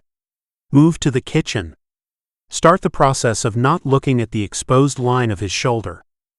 I woke up and couldn't go back to sleep, he offers, unprompted. I hope it's okay that I came out here. It's your apartment. Right? Yeah. But you said, you have the whole thing about controlling the space or whatever, and I didn't want to. He's rambling. Nico Ashworth, razor-tongued, weaponized confidence Nico Ashworth, is rambling at me like a nervous kid explaining himself to a teacher. The mask hasn't come up yet. He's still in the 15-minute window I observed on day 2, the gap between waking and armoring where the real person is briefly, dangerously visible. Nico. I say his name and his rambling stops like I've hit a switch. Those green eyes fix on mine. You can use any part of your own apartment at any time. You don't need permission for that. He nods. Looks down at his coffee. A faint flush climbs his neck, and I watch it spread and think about controlled respiration and perimeter security and the Geneva Convention, and anything other than the fact that his blush reaches his ears. Okay, he says. Good. He takes a sip. The coffee's perfect, by the way. 2 sugars, oat milk. Yeah. The ghost of a smile. You remembered. I remembered. Of course I remembered. I've committed the information to memory, with the same permanence as entry codes and ammunition counts, because my brain has apparently decided that the precise ratio of sugar to oat milk in Nico Ashworth's coffee is mission-critical data. I take my own coffee, black like my operational outlook, and sit at the dining table. Open the laptop. Attempt to focus on the Richter file. Nico stays on the couch. He doesn't turn on the TV. Doesn't look at his phone. He just sits there quiet and warm and present, drinking his coffee and occasionally glancing in my direction when he thinks I'm not watching. I'm always watching. That's the problem. By midday, I've completed the security upgrade installation. New biometric locks on all entry points, upgraded camera system with motion-triggered alerts, panic buttons in the master bedroom, kitchen, and living room, all wired to my phone and Marcus's. The terrace door now requires a 6-digit code plus my thumbprint. The elevator requires facial recognition. I brief Nico on the new systems. He listens with more attention than I expected. No snark, no eye rolls, just quiet focus as I walk him through the panic button locations and the protocol for their use. If you press this, it sends a silent alert to me and to my second-in-command simultaneously. If I don't respond within 90 seconds, Marcus dispatches a rapid response team. The average response time from his nearest asset to this building is 4 minutes. What happens if you do respond within 90 seconds? Then I handle it. He's leaning against the kitchen island, arms loosely crossed, watching my hands as I demonstrate the button mechanism. His eyes track my fingers with a focus that has nothing to do with security protocols. And if you're not here, he asks. If you're, I don't know, out getting groceries or whatever? I don't leave the building unless Marcus is physically present in the apartment as my replacement. At no point will you be unprotected. What if you're asleep? I sleep in 3-hour cycles with a biometric alert system that activates any sensor breach within the apartment. If a window opens, a door moves, or a body crosses a motion sensor, I'm awake and operational in under 3 seconds. He stares at me. That's not normal. It's standard practice for a live-in close protection detail. It's not standard practice for a human being. When do you actually rest? The question catches me off guard. Principals don't ask about my rest patterns. Principals don't concern themselves with whether their security detail is sleeping well or eating right or carrying 15 years of combat stress in their cervical spine. The protector-principal relationship is, by design, unidirectional. I rest adequately, I say. The system is? 3-hour cycles with biometric alerts isn't rest, Declan. It's a surveillance operation you're running on yourself. My name in his mouth. Every time, it does something. A small disruption in the steady-state function of my nervous system. A skip, a stutter, like a machine encountering an input it wasn't designed to process. My rest patterns are not your concern. You're living in my house. You're sleeping 30 feet from my bedroom. You're making me coffee every morning. Your rest patterns are absolutely my concern. There's no bratty edge to it. No provocation. He's looking at me with an expression I haven't seen from him before. Genuine, undiluted concern. For me. The man keeping him locked in his own apartment. The man who fired his security team, secured his exits, and physically blocked him from leaving. He's worried about whether I'm sleeping enough. Something inside my chest executes a maneuver I have no tactical framework for. I appreciate the concern, I say, and I mean it, which is the most alarming part. I'm fine. He holds my gaze for a beat. 2. Then something in his expression softens, not surrender but acceptance. He nods once. Okay. But if you ever want to actually sleep, like full sleep, human sleep, I can watch the cameras for a few hours. I'm a night owl anyway. The image lands before I can deflect it. Nico curled in my chair watching my security feeds, guarding me while I sleep. The role reversal is absurd. It's also the most disarming thing anyone has offered me in years. I'll keep that in mind, I say, and I will. I'll keep it in a locked compartment, alongside the color of his eyes in morning light, and the way his voice sounds when it's not performing. Afternoon. I run a workout in the guest suite, body weight only, no equipment needed. Push-ups, pull-ups using the bathroom door frame, planks, burpees. 50 minutes of controlled exertion, designed to burn off the excess energy that's been building since last night. Since the door. I pushed a door shut above his head, and his entire body responded. Not flinched, responded. Leaned into it. His eyes went dark. His lips parted. His breathing shifted to a pattern I recognized from a completely different context, and I? Push-ups. More push-ups. Keep the count. Control the variable. The cold shower afterward does approximately nothing. I dress and emerge to find Nico in the living room, cross-legged on the floor with his laptop. He's wearing jeans today, tight black and a white t-shirt, simple and fitted. No rings. Hair still damp. He looks up as I enter, and his eyes do a sweep of my body that he doesn't bother trying to hide. It's the first time he's looked at me without pretense. No flirtation, no calculation. Just raw, undisguised looking, with an openness that makes my skin prickle. What are you working on? I ask, because I need him to stop looking at me like that before I do something irreversible. Nothing. He glances back at his screen. Just looking at stuff. For school. School? NYU. I deferred 2 years ago because he waves vaguely. Because I'm me. But I've been looking at the course catalog. There's a conflict resolution program in the police sci department that's... He trails off. Shrugs. It's probably stupid. Why would it be stupid? Because I'm not exactly known for resolving conflicts. I'm known for starting them. I sit down in the chair across from him. He glances up, surprised. This is the first time I've voluntarily entered his space without a security purpose. I can see him recalculate, trying to figure out what this means. Knowing how to start them is a reasonable foundation for learning how to end them, I say. He blinks. Stares at me for a long moment. Then a smile breaks across his face. Not the performative smirk, not the weaponized charm, but a real smile that starts at the corners of his mouth and reaches his eyes and transforms his entire face into something so luminous I have to look away. That might be the nicest thing anyone's ever said to me about my worst quality. I've said worse things about better qualities. The smile widens. He laughs, a real laugh, short and surprised, like it escaped before he could catch it. The sound is bright and unguarded, and it settles in my chest like a warm coal. I stand up, return to the dining table, open my laptop. Behind me, I can hear him tapping at his keyboard.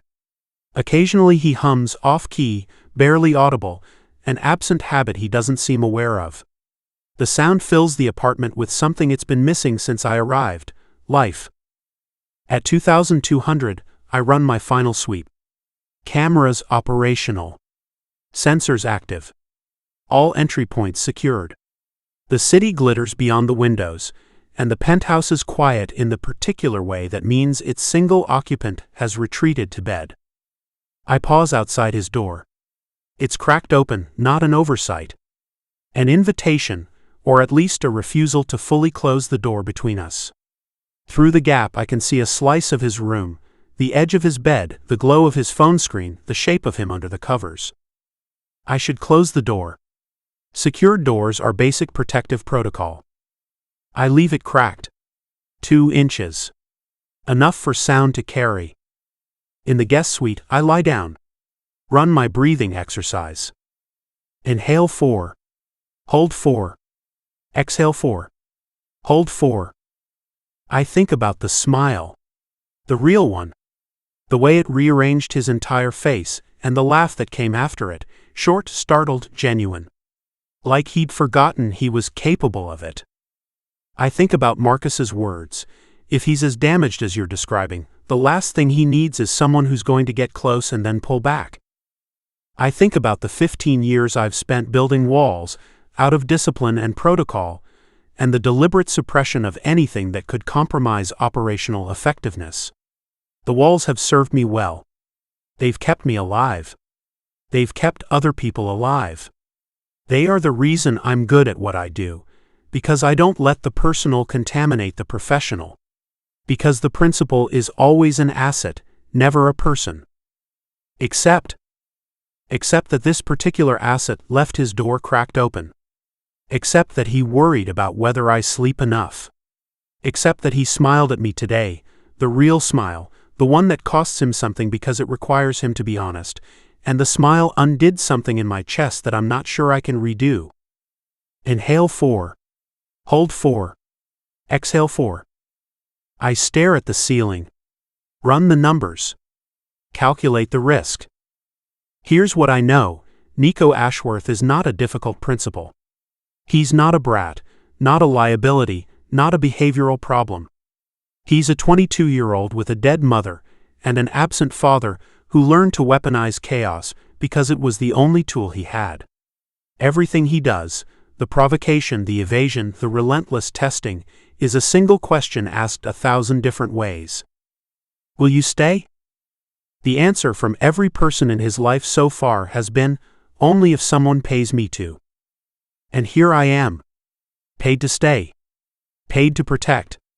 Operating under a contract that makes my presence transactional by definition, which means no matter what I feel, no matter what happened at that door, no matter how his laugh settled in my chest like it belonged there, I am to him just another employee. Unless I'm not. Unless the coffee. Unless the cracked door. Unless the look on his face when I told him his conflict resolution interest wasn't stupid. Unless the way he said my name last night, Declan, wrecked and open, like a door he'd been keeping locked had blown off its hinges. Inhale 4. Hold 4. I think about his hip bone in the morning light. The blush that reaches his ears. The sound he made when I pinned the door, a small sharp intake of breath, almost inaudible, that I heard with a clarity that suggests my auditory processing has been reprioritized without my consent. Exhale 4. Hold 4. It doesn't work. It hasn't worked in 4 days.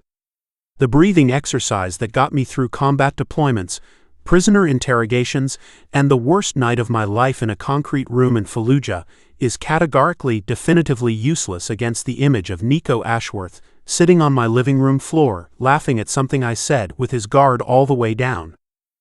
I close my eyes. I am in trouble. Real, operational, code-red trouble. The kind that doesn't respond to breathing exercises or cold showers or disciplinary frameworks. The kind that sits in your chest and rewrites your priorities in real time while you watch, helpless, as the mission parameters shift from protect the asset to protect the person to something I don't have a designation for yet. Something that feels like his name in the dark. Something that sounds like a door cracking open. Chapter 5. Contact. Day 4, and I have officially lost any remaining claim to dignity. It started with a plan. A stupid, transparent, embarrassingly horny plan that I hatched at approximately 2 a.m. while lying in bed, replaying the door incident for the 47th time, and vibrating with a tension that has no productive outlet. The plan is this: if Declan Shaw won't react to charm, manipulation, or rage, I'll make him react to me. Not a version of me. Not a performance. Just the raw, physical, undeniable fact of my body in his space, making itself impossible to ignore. Because I've watched him for 4 days now, and I've cataloged every micro-expression, every controlled glance, every moment where his eyes land on me a beat too long before he redirects. He's not unaffected. He's disciplined. And there is a difference, a critical, exploitable difference, between someone who doesn't want you and someone who won't let himself have you.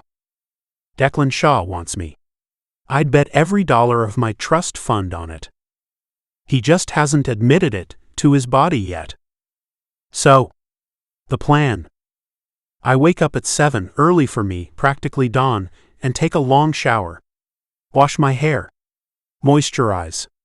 Put on the tiny pair of black running shorts I bought last summer and have never actually run in. They sit low on my hips, and the inseam is ambitious enough to qualify as a suggestion rather than a garment. I pair them with nothing. No shirt. No socks. Just skin and short shorts, and the kind of reckless confidence that comes from having absolutely nothing left to lose. I check myself in the mirror. I look good. Not in a calculated red carpet way, in a raw, stripped-down, just rolled-out-of-bed way that I know from extensive empirical testing has a reliable effect on people who are attracted to men. My hair is damp and tousled. My skin is warm from the shower.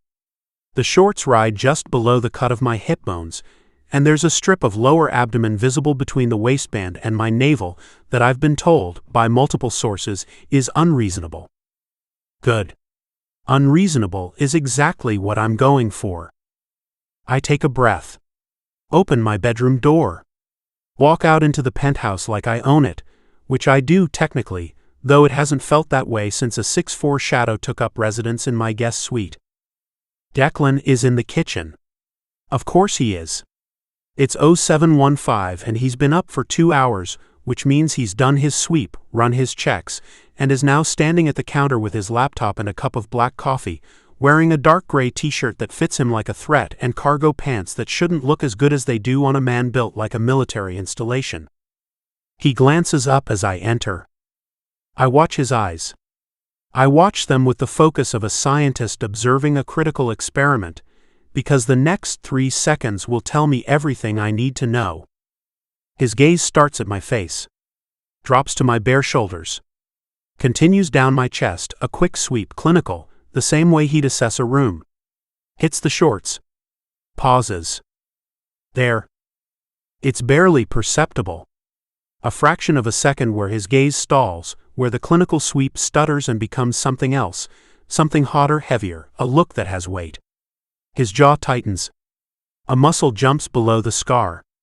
Then his eyes snap back to my face, and the professional mask slams shut so fast, I'd have missed it if I hadn't been looking for it with every molecule of my attention. Morning, he says. Even. Flat. Absolutely nothing in his voice. But his fingers have gone still on the keyboard. Morning. I cross to the fridge, making sure my path takes me past him, close enough that he has to adjust his stance to accommodate me in the space. Close enough that I catch his scent, familiar now, embedded in my neural architecture. Soap, metal, the warm undercurrent that is just Declan. I open the fridge, bend at the waist to retrieve the oat milk from the bottom shelf. A completely unnecessary maneuver given that I could reach it without bending, but the shorts are doing important work from this angle and I intend to maximize their contribution. I straighten up. Turn around. He's looking at his laptop screen with the concentrated intensity of someone defusing a bomb. Sleep well? I ask, pouring oat milk into the coffee he left me. Adequately. Me too. I had the most interesting dream. He doesn't ask. Of course he doesn't. I tell him anyway. I dreamed I was trapped in a very small room with a very large man who wouldn't let me leave. I stir my coffee slowly, watching him over the rim. Weirdly, I didn't want to. Nothing. His jaw is granite. His eyes don't leave the screen. But the muscle in his forearm is flexed, the one that runs from wrist to elbow along the underside, beside the Arabic script tattoo. It's taut, like he's gripping something under the counter that I can't see. I take my coffee to the living room and fold myself into the corner of the sectional, legs tucked under me, one bare knee propped up, the shorts riding higher.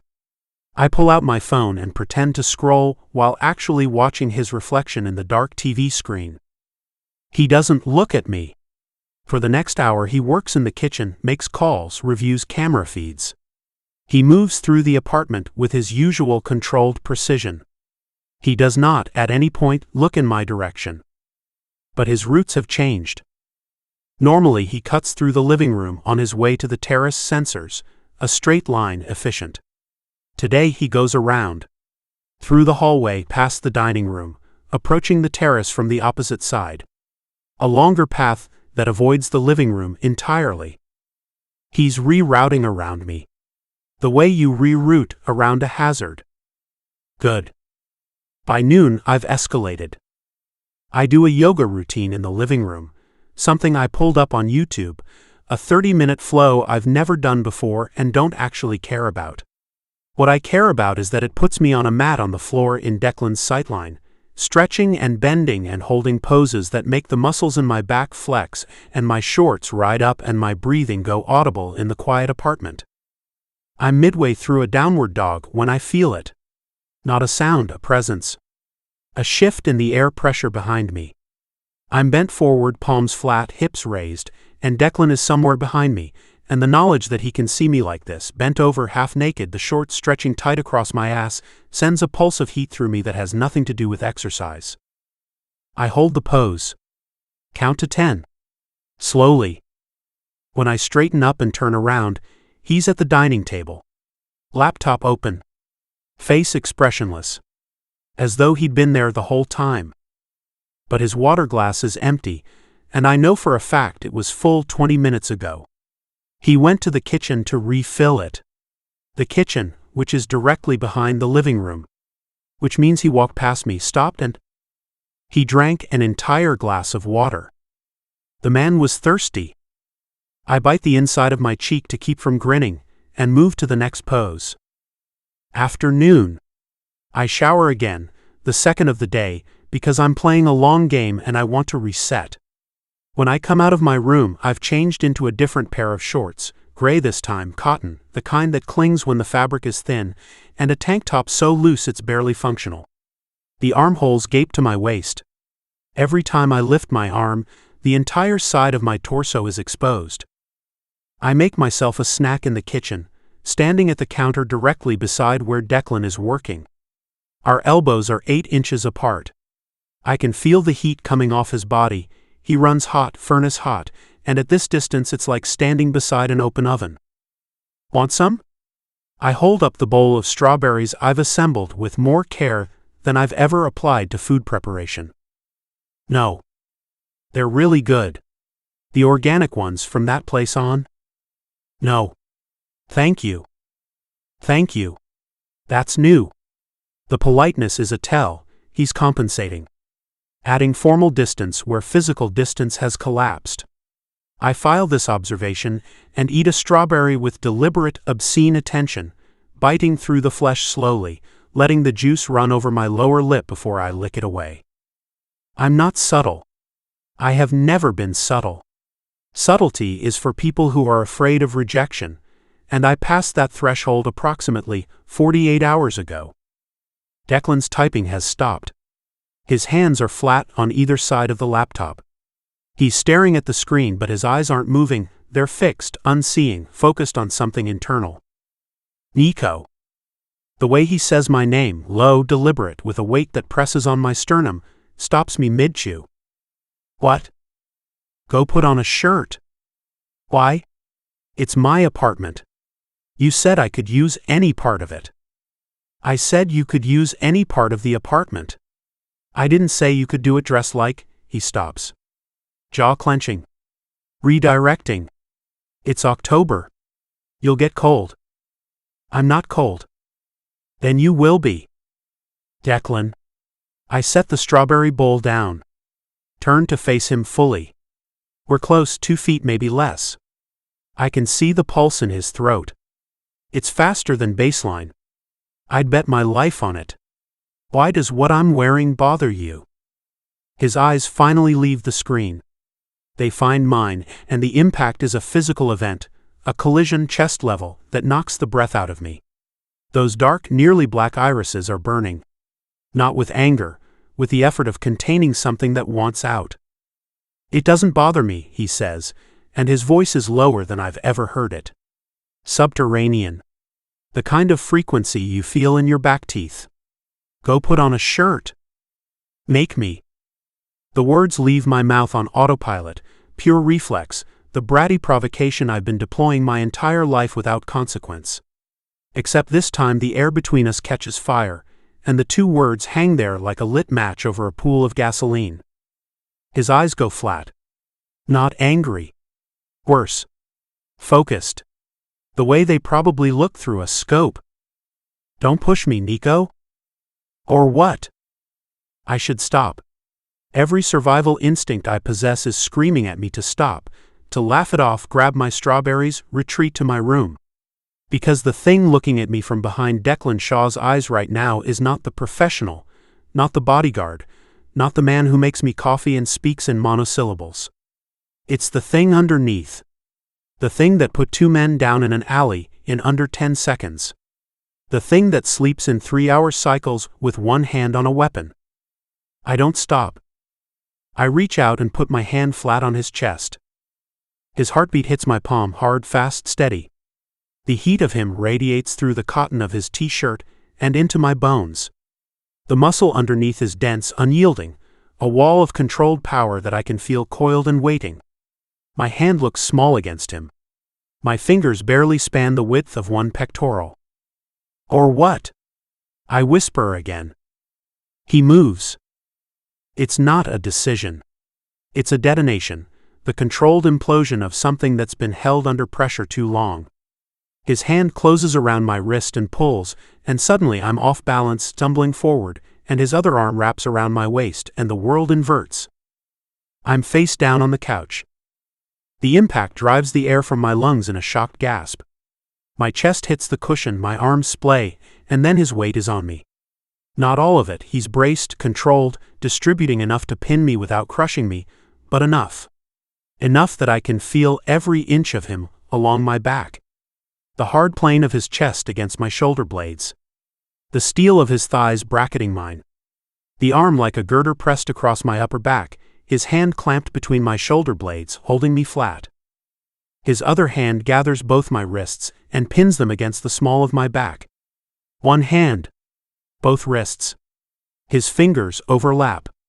I am completely, utterly immobilized, pressed into the couch cushion with 240 pounds of ex-Special Forces operative holding me there like I'm nothing. I can't move. I try, a reflexive full-body struggle that uses every muscle I have, and I gain exactly 0 inches. He doesn't even adjust. My effort doesn't register as resistance, it registers as a mild breeze against a concrete foundation. The disparity in our physical power is so vast it's almost absurd, and the realization washes over me like a drug. I cannot get free unless he lets me. The sound that escapes my throat is not dignified. It's a high broken whine, half shock, half something much darker and more desperate, and it echoes in the silent apartment like a confession. His mouth descends to my ear. Close. So close I can feel the heat of his breath against my skin, the brush of his lips without actual contact. When he speaks, his voice is a seismic event, low, steady, devastatingly controlled. You want to act like a brat? You get treated like one. My entire body convulses. Not a struggle, a response. Every nerve ending from my scalp to my toes fires simultaneously, a full system activation that whites out my vision and turns my spine to liquid. I press my face into the cushion and moan, a real moan, unfiltered, pornographic in its helplessness. His grip tightens on my wrists.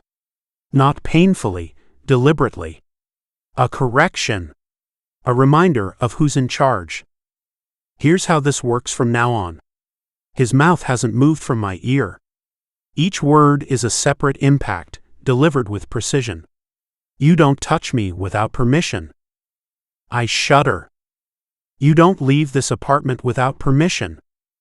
My fingers curl into fist behind my back, trapped in his grip. You don't push me unless you're ready for what happens when I push back. A whimper escapes me. I'm past the point of controlling what comes out of my mouth. My body has taken over, operating on some primitive frequency that responds to his voice the way metal responds to a magnet. I'm shaking. Not from cold, not from fear, from the sheer overwhelming relief of being held down. Of being met. Of pushing, and finally hitting something that doesn't give. He holds me there. For a long, deliberate, agonizing beat, he holds me face down on my own couch with my wrists pinned, and his body a cage around mine. The seconds stretch into some elastic, timeless space where nothing exists except the pressure of his hand and the sound of his breathing, slightly elevated now, the first crack in the composure, and I cling to that crack like a lifeline. I can feel him along the entire length of my back. His chest, his hips, his thighs. I can feel the hard ridges of his abdomen against my lower back, and the buckle of his belt pressing into the curve of my spine. And, oh, lower, pressing against me through layers of fabric. A hardness that is absolutely not a belt buckle, and not a weapon, and not anything he can explain away with operational terminology. It's there for one searing, unmistakable second, thick, heavy, pressed against the back of my thigh, before he shifts his weight and it's gone. But I felt it. I felt it. The sound I make is something between a gasp and a sob, and I press my hips into the couch with a desperation that's beyond pride, beyond shame, beyond anything resembling rational thought. I'm so hard it hurts, aching, throbbing, every heartbeat a pulse of need that radiates from my cock through my entire body. The thin cotton shorts are doing nothing. The couch cushion provides just enough friction to be maddening, and nowhere near enough to be useful. Declan, his name comes out destroyed. Barely a word. More like a sound a person makes when they've been turned inside out. Please. His weight lifts.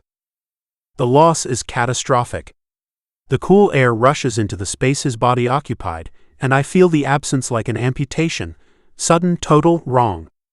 I lie face down on the couch, panting, wrists still held behind me out of pure inertia, and my entire body screams at the departure. He releases my wrists. Steps back. I hear his breathing, controlled but audible, faster than normal. The faintest irregularity. The only evidence that the last 60 seconds affected him at all. Get up. I can't. My limbs are not responding to commands. I'm a collection of nerve endings and raw need, approximately person-shaped, arranged face down on a couch. Nico. Get up. I peel myself off the cushion with the coordination of a newborn deer. Roll over. Sit up. Look at him. He's standing 3 feet away. Hands at his sides. Face carved from stone. Every line of his body radiating control, shoulders squared, feet planted, jaw locked. He looks like he did in the alley, a weapon awaiting deployment, everything unnecessary stripped away. But his eyes are a different story. They're black, not dark brown, not nearly black, but the pure, depthless black of something that has consumed its own restraint and is running on fumes. They rake over me, my flushed face, my heaving chest, the obvious, unavoidable evidence of my arousal straining against the thin gray shorts, and I watch him catalog every detail with a hunger he can't fully suppress. His gaze lingers on the shorts. On what's beneath them. 1 second.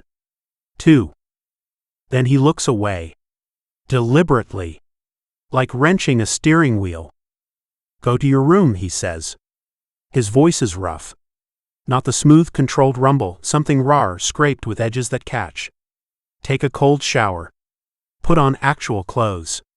And the next time you come out here dressed like that and put your hands on me, you need to understand that what just happened will be the gentlest version of that conversation.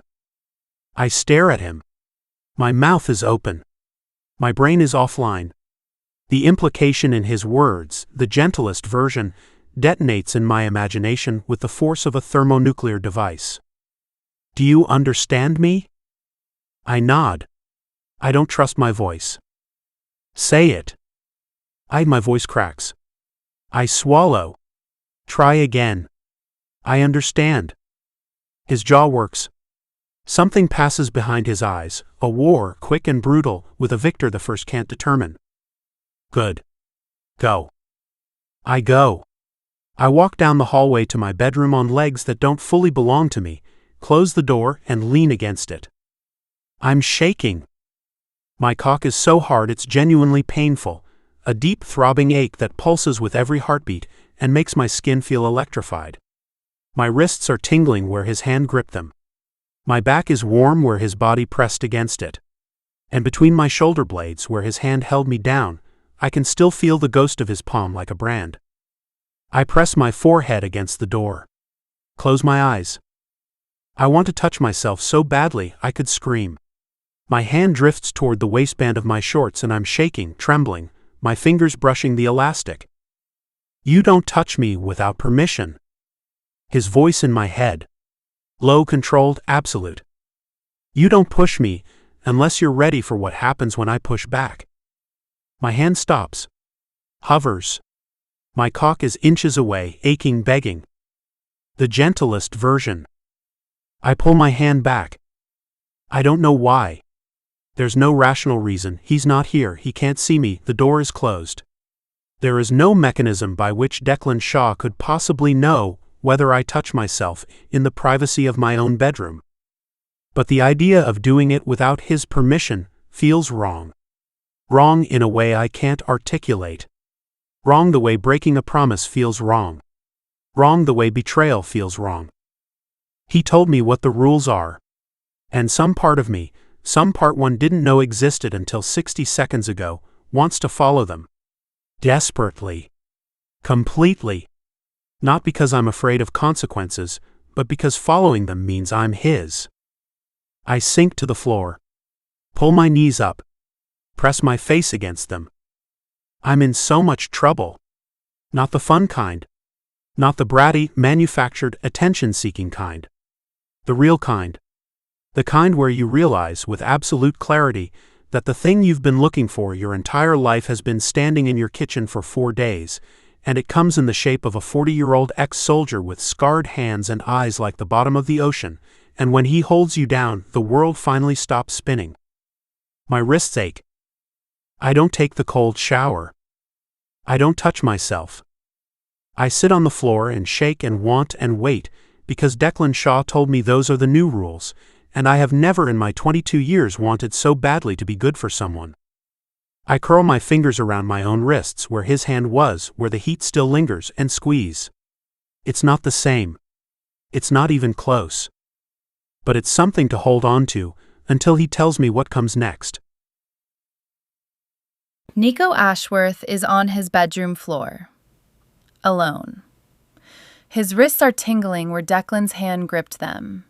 His body is still shaking, and he curls his fingers around his own wrists, where the heat still lingers, and squeezes. It's not the same. It's not even close, but it's something to hold on to until he tells him what comes next. That's where we leave you. Close Protection by Jace Wilder.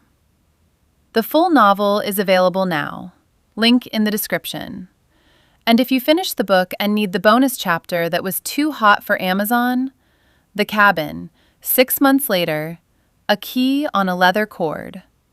That link's in the description too. Thanks for listening. See you next episode.